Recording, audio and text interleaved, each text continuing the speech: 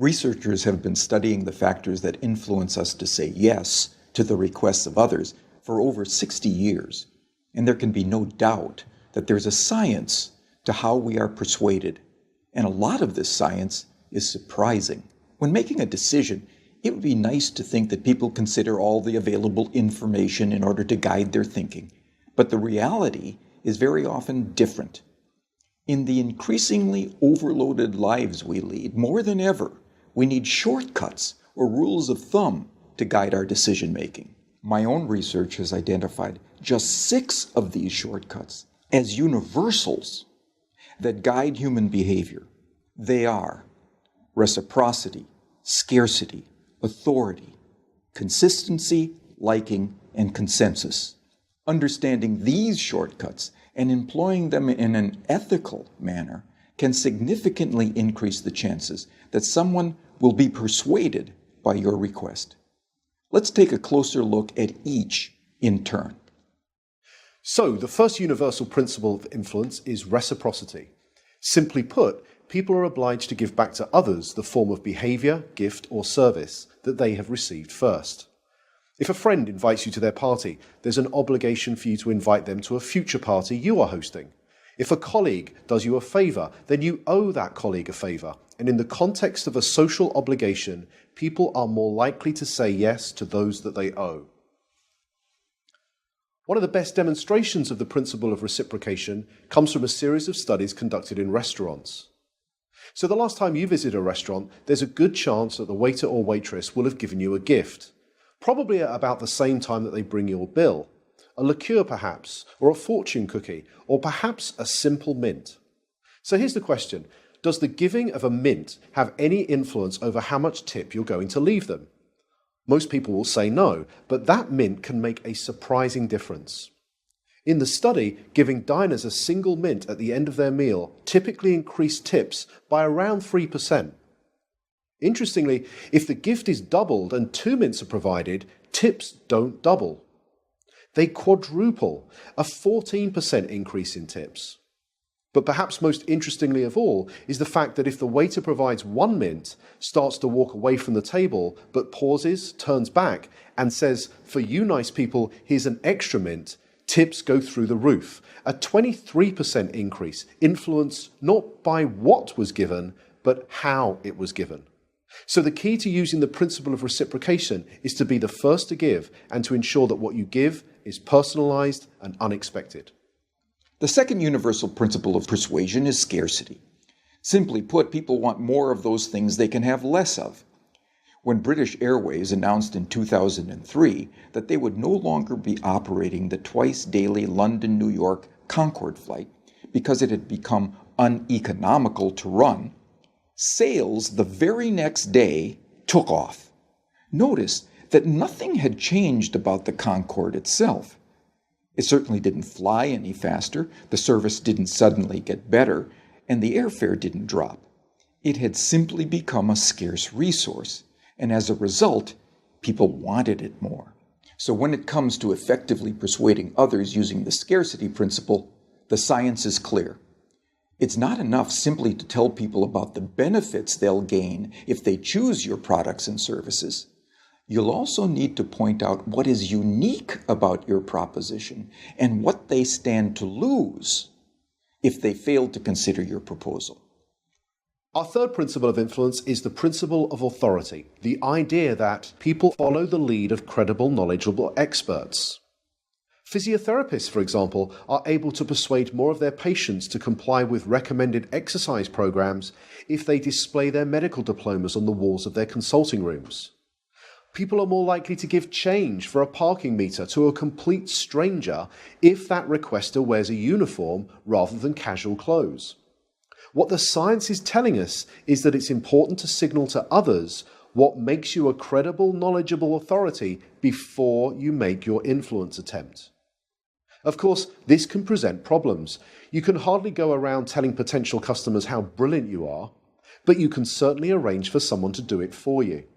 And surprisingly, the science tells us that it doesn't seem to matter if the person who introduces you is not only connected to you, but also likely to prosper from the introduction themselves. One group of real estate agents were able to increase both the number of property appraisals and the number of subsequent contracts that they wrote by arranging for reception staff who answered customer inquiries to first mention their colleagues' credentials and expertise. So, customers interested in letting a property were told, "Lettings? Let me connect you with Sandra, who has over 15 years' experience letting properties in this area." Customers who wanted more information about selling properties were told, "Speak to Peter, our head of sales. He has over 20 years' experience selling properties. I'll put you through now."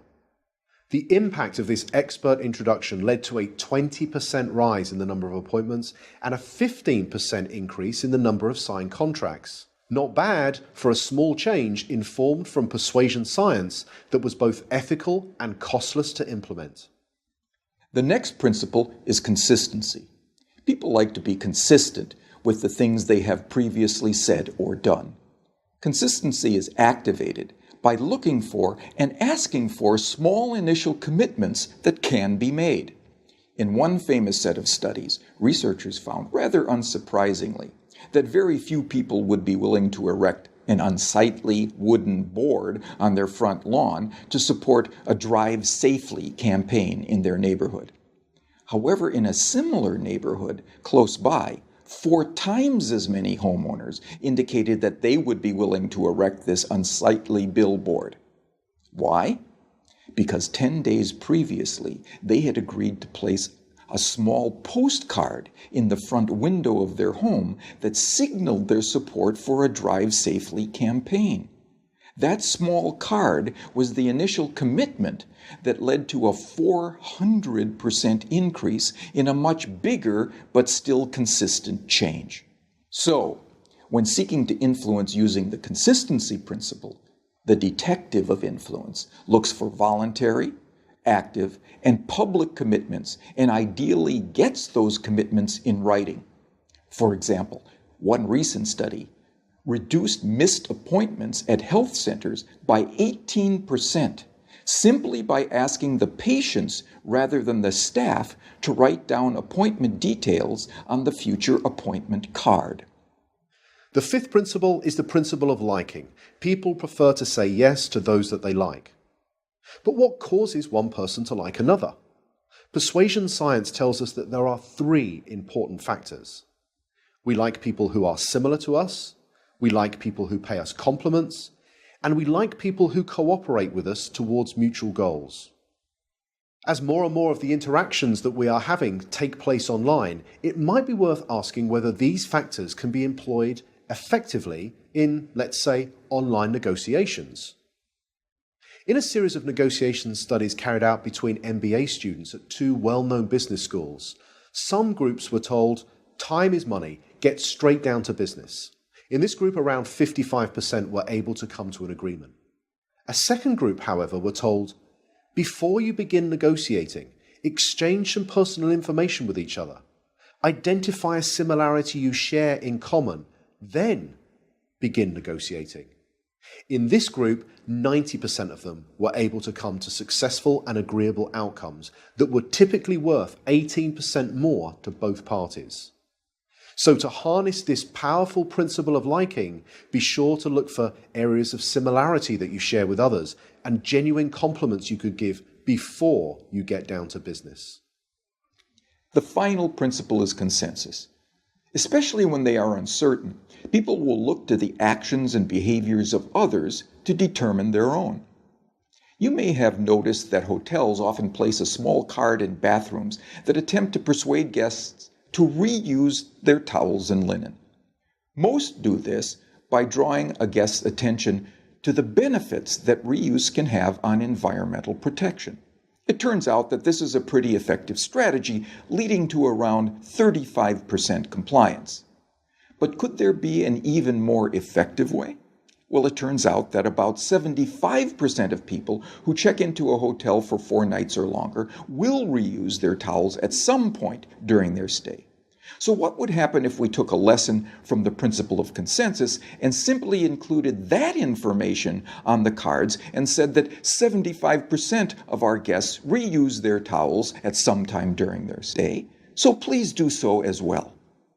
It turns out that when we do this, towel reuse rises by 26%. Now imagine the next time you stay in a hotel, you saw one of these signs. You picked it up and you read the following message. 75% of people who have stayed in this room have reused their towel. What would you think? Well, here's what you might think. I hope they're not the same towels. And like most people, you'd probably think that this sign will have no influence on your behavior whatsoever. But it turns out that changing just a few words on a sign to honestly point out what comparable previous guests have done was the single most effective message, leading to a 33% increase in reuse. So, the science is telling us that rather than relying on our own ability to persuade others, we can point to what many others are already doing, especially many similar others. So there we have it, 6 scientifically validated principles of persuasion that provide for small, practical, often costless changes that can lead to big differences in your ability to influence and persuade others in an entirely ethical way. They are the secrets from the science of persuasion.